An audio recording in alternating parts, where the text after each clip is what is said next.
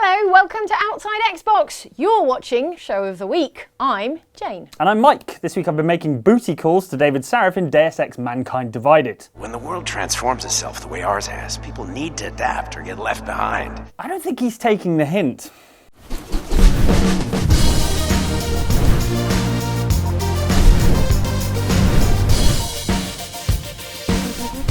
Well, I guess you'll be spending your evening sans serif. Don't make font jokes. What have you been doing this week? Well, I was playing that game Recore, remember that?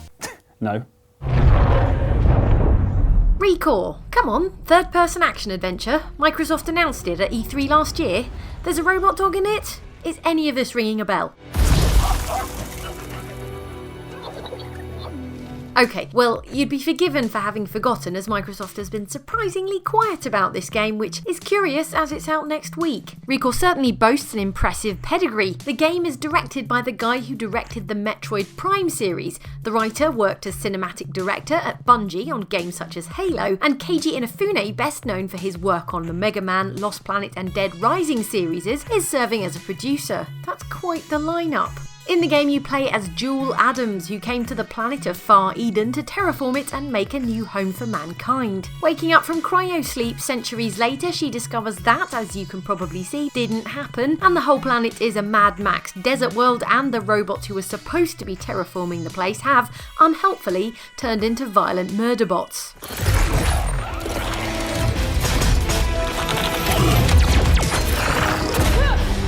So you set out to find out what's going on, which is mostly accomplished by exploration, platforming and third-person shooting. Looks to be plenty of that. You're aided in your quest by Corebots, robots whose consciousnesses exist within a spherical shell, or core. Mac, the first Corebot you encounter, initially exists in a dog frame, but can be slotted into different frames, including a spider, and the gorilla-looking frame seen in the first trailer. Welcome back, buddy. You'll also find other Corebots with different behaviours and abilities as you play, although they'll have to be pretty good to top Mac, who has the ability to launch himself at enemies, which is both useful and pretty hilarious. Although nothing from the little gameplay we've seen so far marks Recore out as extraordinary, its pedigree and focus on exploration means it's one we'll be keeping an eye on, and there isn't long to wait to find out how it actually plays, as it's out next week. I know, right? You think someone would have said something. Did you tell the sans serif joke? I did, he didn't like it. Damn. Yeah, Recore though. Yeah, I vaguely remember that. With the robots, Yes, right. Do any of them seem like they might turn on you suddenly and kill you? No. Good, I always appreciate that. In fact, the main thing I look for in a robot companion is their willingness to not kill me, in spite of them being a mighty construct of metal, and me being a meatbag only skilled at making toasted sandwiches. Take the faithful crew of Corebots in Recore, for instance. These are some benevolent robot buddies who definitely don't ever decide I'm the weak link, murder me, then form a robotic super team on their own. Who else have we got? Explanation. It is my combative nature, Master. I cannot help myself. I'll make it up to you.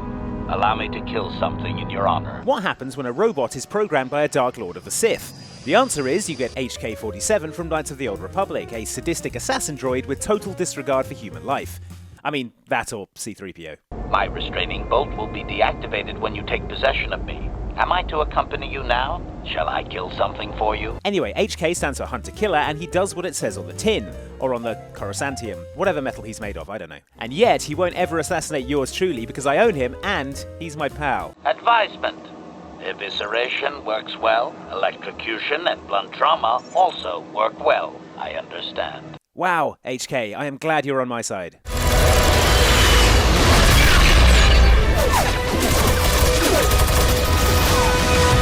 Bastion, on the other hand, is a robot who has transcended his violent roots and gone back to nature. Once he was a war machine, now he's a sweetie who loves birds. Or at least just that one bird. This gentle giant has left most of his combat programming behind him, and as long as I'm on his side in an Overwatch match, he wouldn't dream of converting into a bastard hard impassable murder turret and shredding me with bullets. Just don't startle him with loud noises, yeah?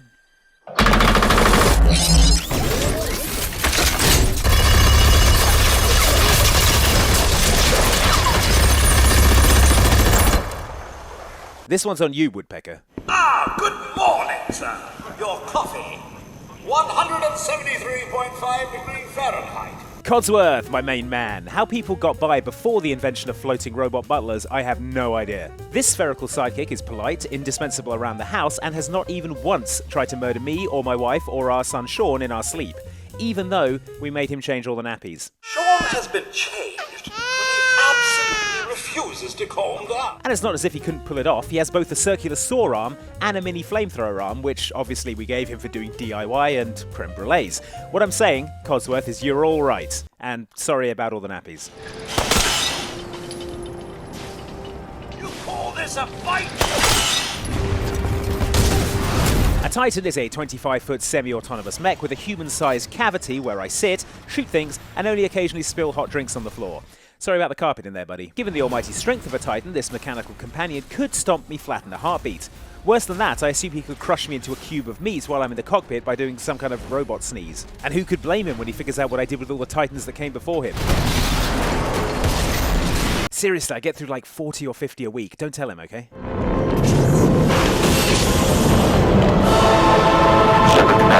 Legion is so much more than a robot. He's an independent mobile platform for hundreds of Geth AI routines. He looks dapper AF in my N7 armor. He's a friend. At the same time, he is one of the Geth, a race of sentient AI that nearly wiped out the entire race of Quarians, their creators, during the Morning War. It was going to send data about the flotilla back to the Geth. If they can manage that, he can definitely manage busting into Commander Shepard's living quarters and drowning him in his own fish tank. And yet he hasn't, so far. Legion will be friends forever. Now it's time to see what's written in the comments and in Recore's marketing plan. Oh, this is just a blank piece of paper. Huh, weird. First up, this video about the worst levels that almost ruined otherwise great games. Oh yeah, in case you'd forgotten, a couple hours into Mafia, it went suddenly from The Godfather to Rush. The game jammed you into the teeny cockpit of a 1930s racing car, then left you to settle your differences with a decidedly dicey Grand Prix track.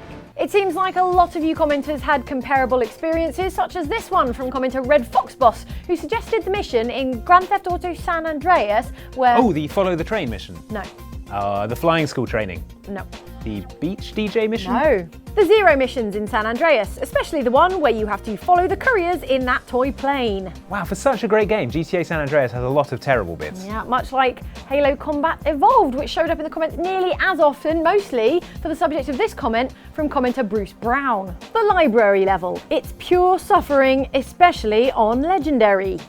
Come on, it's Halo. How hard can it be?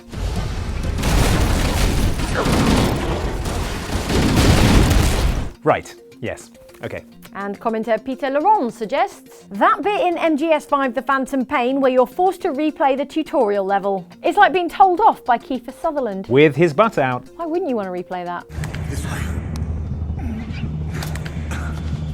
Finally this week, your comments on us playing the Nuka World DLC for Fallout 4. It's the murderous, robotiest place on Earth. Oh, lots of cues. Oh no! Nukatron Defender. God. Oh. Oh god, this thing is hench. Yeah. Why are you so hench? You're just a fridge on legs. Oh my god, it no. blew you up. Wow. Oh. There go your legs. This video clearly speaks to commenter Salem Stormwing, who says, "Why are so many robots trying to kill me? Truly, this is the riddle of our time," or something. Oh, iBots. No time for you, iBots. No, iBots. I come in peace. Ah. I'm the overboss. While comment author Laslock notes that Andy showed up to Nuka World with all of the drugs and none of the ammo. Well, yeah, you need to bring that stuff from home. Have you seen how much they charge for drugs inside the park? Scandalous. And sleepy commenter Naps for Days says, I kind of hate games which are like, you killed the boss of this random group, now you are the boss. Like, YTF would they let a stranger be their new boss and not someone else they know and trust? I don't know, it's a pretty compelling reason. How do you think I got the job here? Resume and interview process? Sure. Finally this week, your comments on last week's show about BioShock the Collection and the least practical video game cities in which to live. Before you sign the lease on that flat in Rapture, I want you to think long and hard about the worst thing about living in a glass bubble at the bottom of the sea. That's right, structural damp. As ever, some excellent suggestions from you, the commenters, such as this from WhoMD, who says, "What about Los Santos? There are always 3 crazy bastards running around killing everyone, the paramedics kill more people than they save, and the cops are so That they can't catch a 3-man crew who go on a rampage then hide in the train/tram tunnels. Well, yeah, what are they going to do? Chase them into a tunnel? That sounds like hard work. Yeah, job description didn't say anything about tunnels. Plenty to recommend not living in Raccoon City. For a start, there's the fact that the whole thing is built on top of a giant biotech research laboratory, and who knows what's going on down there. On that note, commenter Moose Crossing thinks that the worst thing about living in Raccoon City would be the ridiculous gems, chess pieces, and cranks you'd have to carry every day just to get to work. Yeah, I think we need to move out of Raccoon City. The landlord changed the locks, and now I have to light 4 of these candles in 4 different alcoves around the door and let them burn down to different levels, representing the different lifespans of various generations of the family that used to live here. Can't wait until they invent front door keys. Finally, you get Bioshock Infinite, which is huge, beautiful, and chock full of terrible racists to peck to death with your hand crows. On Fire commenter, Foxfire Inferno thinks that firing crows out of your hands would be the ultimate murder weapon. Yeah, brilliant. I think it was more a wordplay joke on murder of crows. Oh, yeah, I mean, that's what I was excited about, the exciting wordplay. I've got to go and do some research. Oh, if you're heading back into the studio, you'll need the key. So it goes into the hands of yeah, the hands of the antique suit of armour of the knight that's fighting the dragon. Yeah, I got it. I've used a key before, Andy.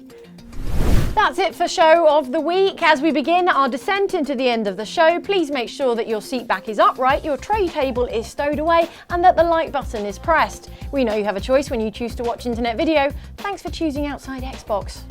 This seat doesn't move, and I don't have a tray table. Shut up, Mike. They're safety precautions. They're for your safety. Okay. Thanks for watching. We'll see you next week.